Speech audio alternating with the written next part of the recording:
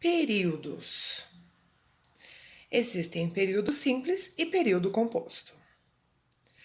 A frase é um enunciado com sentido completo, capaz de traduzir a outrem tudo aquilo que pensamos, queremos e sentimos. A frase pode ser nominal, quando não apresenta verbo, ou verbal, quando apresenta verbo.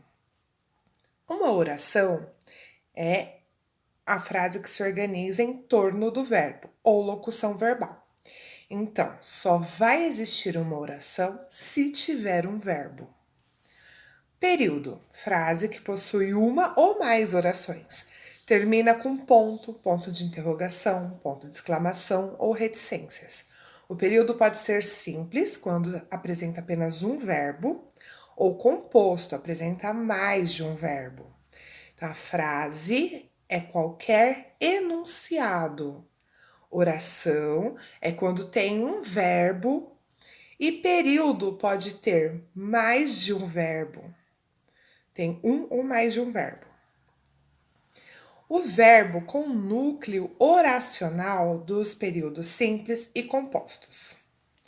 Período simples apresenta apenas um verbo ou locução verbal.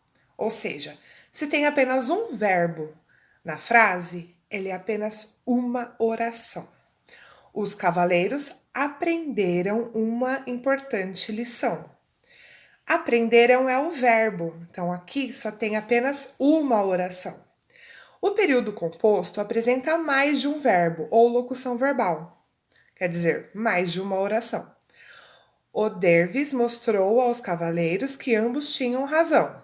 Mostrou é um verbo e tinham é outro, ou seja, são dois verbos, duas orações.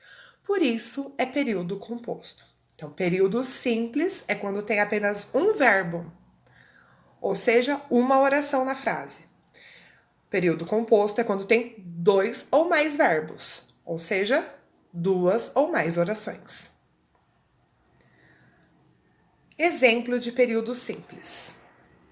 Carlos comeu o jantar. Comeu é o verbo.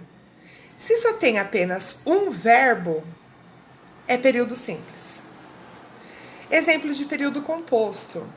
Carlos comeu o jantar e foi dormir cedo. Aqui nós temos dois verbos, por isso é período composto. Comeu é o primeiro verbo e foi é o segundo verbo, por isso é período composto.